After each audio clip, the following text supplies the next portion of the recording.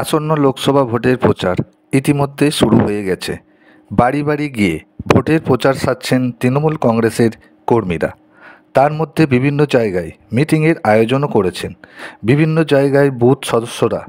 এদিন এরকম এক সভার আয়োজন করেছিল নওশা 100 নম্বর বুথ। এই বুথের সদস্য কমল পুরকাইতের পরিচালনায় মিটিংয়ে উপস্থিত ছিলেন সরিষা পঞ্চায়েতের উপপ্রধান নিমাই হালদার ও প্রসেনজিৎ দাস সহ একাধিক তৃণমূল কর্মীবৃন্দ। দুবারের লোকসভা ভোটে জয়ী অভিষেক বন্দ্যোপাধ্যায় তৃতীয়বারের জন্য তৃণমূল কংগ্রেসের প্রার্থী হয়েছেন। তার জন্য আমরা আপনাদের কাছে একটাই কথা বলবো, সংসারের যে অভাব অভিযোগ সেটা পূরণ করার জন্য মমতা ব্যানার্জি মমতাময়ী মার মতো আপনাদের ছায়া আগলে আছে, আপনাদেরকে আগলে আছে। তার জন্য আমরা আবারও বলবো, অভিষেক ব্যানার্জিকে জোড়া ফুল চিহ্নে ভোট দিয়ে জয়যুক্ত করবেন, সেটাই আপনাদের একমাত্র আমি আপনাদের কাছে কামনা করছি এবং আশীর্বাদ চাইছি। আজকের যে বুথ সাংগঠনিক আলোচনা সভা, মুক্ত আলোচনা সভার মধ্যমণি হিসেবে উপস্থিত আছেন বুথের সদস্য আমাদের সকলের প্রিয় কমলবাবু আছেন, উপস্থিত আছেন সরিষা অঞ্চল সভাপতি প্রিয় দাদা আলাউদ্দিন দা, সরিষা গ্রাম পঞ্চায়েত উপপ্রধান প্রিয় দাদা নিমাই হালদার, ইতিমধ্যে আমাদের মধ্যে প্রধান সাহেব এসছেন মমতাদি, উপস্থিত আছেন আমাদের প্রিয় দাদা আইনদা থেকে শুরু করে অঞ্চল ব্লক স্তরের গুরুত্বপূর্ণ নেতৃত্ববৃন্দ, সকলকে আমার পক্ষ থেকে দলের পক্ষ থেকে আন্তরিক শুভেচ্ছা অভিনন্দন জানাচ্ছি। শুরুতে একটা কথা বলবো, মাস্টারমশাই বলছিলেন যে তীব্র দাবদাহ উপেক্ষা করে আপনাদের উপস্থিতি প্রমাণ করে যে আপনারা তৃণমূল কংগ্রেসের সাথে আছেন, আপনারা তৃণমূল কংগ্রেসের পাশে আছেন। একটু আগে কমলদা বলছিলেন যে 2014 সালে যখন নরেন্দ্র মোদী ক্ষমতা এসেছিল, সেদিনে নরেন্দ্র মোদী সরকারের একের পর এক প্রতিশ্রুতি ছিল। সেদিনে নরেন্দ্র মোদীর প্রথম প্রতিশ্রুতি ছিল তিনি ভারতবর্ষের মধ্যে সুদিনকে ডেকে আনবেন। যে নরেন্দ্র মোদী 2014 সালের সুদিনের প্রতিশ্রুতি দিয়ে ক্ষমতা এসেছিলেন, সেই নরেন্দ্র মোদী 2014 সালে ক্ষমতা আসার পর ভারতবর্ষের মুখে সুদিনকে দূরে সরিয়ে তিনি দুদিনকে ডেকে এনেছেন। 2014 সালে গ্যাসের দাম ছিল 400 টাকা, 2024 সালে সেই গ্যাসের দাম আজকে দাঁড়িয়েছে প্রায় 1200 টাকা। আপনাদেরকে ভাবতে বলবো যে কেন্দ্রের মোদী সরকার দীর্ঘ 10 বছর ক্ষমতায় থাকার পর বাংলার সঙ্গে একের পর এক বিমাতৃসুলভ আচরণ করে চলেছেন। রাজ্যের প্রশাসনিক কাজকর্মে কোনো নেতাকে বলতে হবে না, বাংলার মা বোনেরা বলে দেবে মমতা বন্দ্যোপাধ্যায় কি প্রকল্প করেছে। আপনারা ভাবুন, চিন্তা আপনারা করুন, আর বেশি দিন বাকি নেই। আমাদের সাংসদ পুনরায় দাঁড়িয়েছেন অভিষেক বন্দ্যোপাধ্যায়, ওনাকেই ভোট দিতে হবে। একদিকে কেন্দ্রের মোদী, একদিকে রাজ্যের দিদি, দুজনেই কিন্তু দাম বাড়িয়ে চলেছে। কি দাম বাড়িয়ে চলেছে? কেন্দ্রের মোদী 400 টাকার গ্যাসটা আজকে 1200 টাকা করেছে, আর বাংলার মুখ্যমন্ত্রী 500 টাকার লক্ষ্মীর ভান্ডারটা 1200 টাকা করেছে। চিন্তা ভাবনা করার দায়িত্ব কিন্তু সম্পূর্ণ আপনাদের।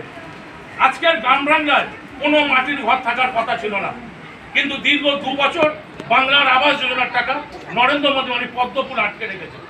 বাংলার মুখ্যমন্ত্রী মমতা বন্দ্যোপাধ্যায় ও সাংসদ বাংলায় খেটে খাওয়া গরিব মানুষকে 100 দিনের কাজের টাকা দিতে পারি, তাহলে বাংলার মানুষের আবাসের টাকা দেবো। আপনাদের এই গ্রামের কিছু লিস্টে নাম এসছে, কমলবাবু 25টার মতো আছে, সেগুলো আমরা ফর্ম ফিল আপ করে জমা দিয়েছেন। কিন্তু সামনের দিনে নওশা কেন, পশ্চিমবাংলার বুকে কোনো মাটির বাড়ি থাকবে না।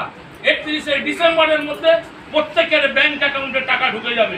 তাহলে যে মোদী ফরমাদার টাকা আটকে দিচ্ছে তাকে ভোটটা দেবেন পদ্মফুলের, না যে মমতা বন্দ্যোপাধ্যায় আর অভিষেক বন্দ্যোপাধ্যায় ফরমাদার টাকা দিচ্ছে তাকে দেবেন জোড়া ফুলে? সিদ্ধান্তটা কিন্তু আপনাদের নিতে হবে। এবং নতুন যে ফর্মগুলো এসছে, অনেক কমলবাবুর পর বলে যাচ্ছি, এই গ্রামে আরো হচ্ছে। আমাদের প্রতিনিধি কথা বলেছেন ওই গ্রামের মানুষদের সঙ্গে, তাদের মতামত নিয়েছেন। গ্রামের মানুষ কি বলতে চাইছেন আমরা শোনাবো। বার্ধক্য ভাতা পান? সরকারি প্রকল্পগুলো আছে? সব আছে। কোন কোন প্রকল্পগুলো আছে একটু বলবেন? ওই তো কন্যাশ্রী, রূপশ্রী, হ্যাঁ, সমস্ত সব প্রকল্প আমাদের এর মধ্যে আছে। তুমি যে কটা জানো সে কটা বলবে। হ্যাঁ, কন্যাশ্রী, রূপশ্রী, লক্ষ্মীর ভাণ্ডার, মাস এই পর্যন্ত। আচ্ছা, আপনার নাম কি?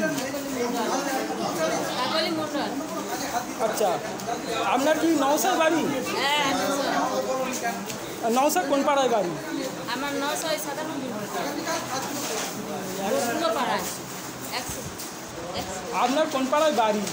পূর্বপাড়া কত নম্বর বুথ? 100। 100। আপনি কি লক্ষ্মী ভাণ্ডার পান? হ্যাঁ 1000 টাকা করে পাচ্ছেন তো? হ্যাঁ আগে 50 করে পেতেন, 800। এই 500 করে পেতেন, এখন 1000 করে পান। ঠিক আছে। প্রধান উপপ্রধানও আছে, আপনাদের কোনো সহযোগিতা করে? হ্যাঁ করে। কী কী সহযোগিতা করে একটু যদি বলেন। এই কোনো কিছু সই সামনে হ্যান লক্ষ্মী ভাণ্ডার পাওয়া সুবিধা করেছে।